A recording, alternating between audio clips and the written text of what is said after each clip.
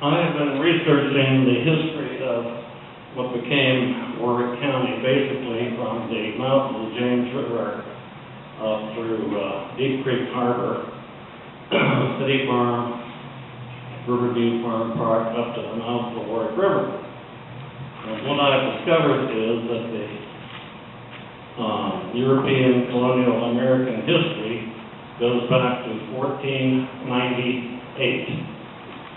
That is 1498. I have summarized the history in a brochure which is being handed out. Basically, that makes this area the base of the historic primer, because the Spanish started mapping in 1498. And let me quickly hit some of these highlights. In 1526, they mapped. 1670, Captain John Smith mapped it in 1608 with very detailed drawings of the Deep Creek in this area. Then we're going up to the massacre of 1622. 4 of the massacre sites where the colonists were killed are within gunshot of Riverview Farm Park. In the mid-1600s and mid-1700s, you had Dutch and other pirates. We had Bacon's Rebellion, the War of 1812, which I believe is when Yorktown was destroyed. The British ran a terror campaign. You can look all this up on the internet and look at references, and it was a very brutal period. The massacre of 1644, various wars with the Indians, of course, the Revolutionary War, Bacon's Rebellion, Civil War, and later on it became a lumber yard, and then a city farm and a poorhouse. So I encourage you to read this history and look some of this stuff up. A lot of detail in the internet. And this, in my opinion, and it will be yours, I think, after you read through this, is one of the most historic sites in the United States, but especially in Virginia. Now, a lot of this stuff, like the Dutch pirates and the War of 1812, happened all over Hampton Roads. But if you take all of these events in total, then we have a very historic site, a good place to educate our children, especially the barn would make a great Newport News museum and educational center. And we cannot let 10-story apartments destroy this historic site. Thank you very much.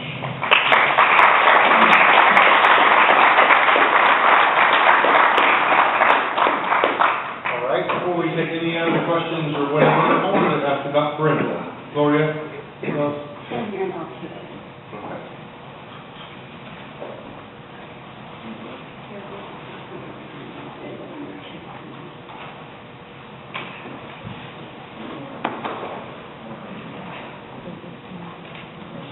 Well, as last week here, it's pretty bad.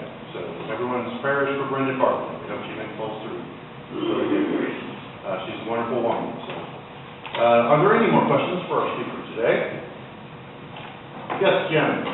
I was really impressed by the gentleman because he never asked for money. It's a rare quality. Really think something like that? I found you really rich by being part of a nonprofit, but you do get a lot out of it. Really, you really do. I can tell all kinds of things that have happened concerning Portland. I have to be there involved for more than 10 years now, and I think a lot will come out of this. If anybody, I'm not going to ask for money, but what I really need is time. I need people to be involved. That's the most important thing. That's what's going to change things. The big guys, they can always come up with the money, but they can't always come up with big crowds of people to do things. So we have to show them that this is our property. This is what we want, and we want to keep it hands off. Thank you.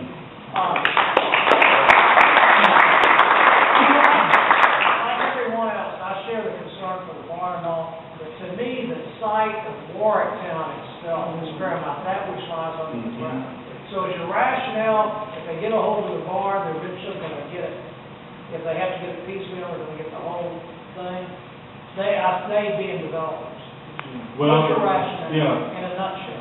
My rationale is what they're doing. One reason why they started this archaeological study was to say, this area is not very historical, but we have a little piece over here that we'll consider historical. We'll dedicate that maybe as a park or put it aside, we won't develop it. But we'll take the other 50-some acres and develop it. That's what I think they really want to do. It'll become a gated community where they could tell you that you're not allowed to park, you're not allowed to drive in there. It could be like King's Mill, Yeah. the access to what you should be able to do.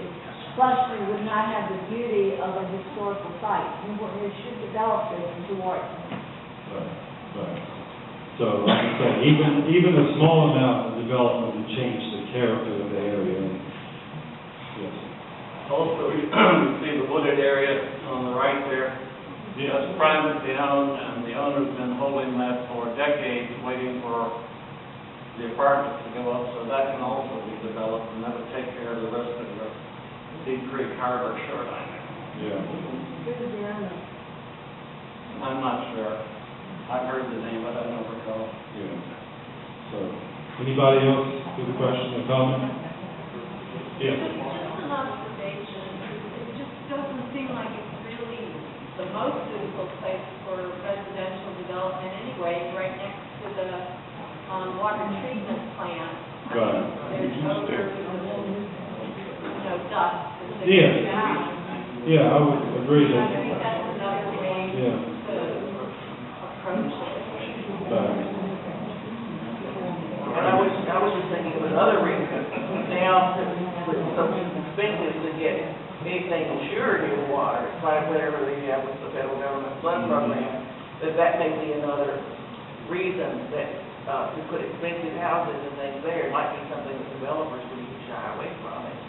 And that would be, I think now, with more intense storms, Well, maybe another argument. I'm not so sure about it. Some down by the marina, that may be true, but I think Solon, my name is pretty high up, so it would not be effective like that.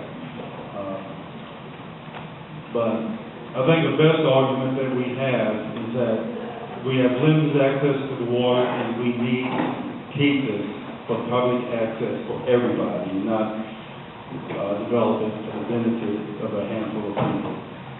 So we need to go down to City Hall and tell them, it's time to confirm the fact that this is parkland and should be parkland forever.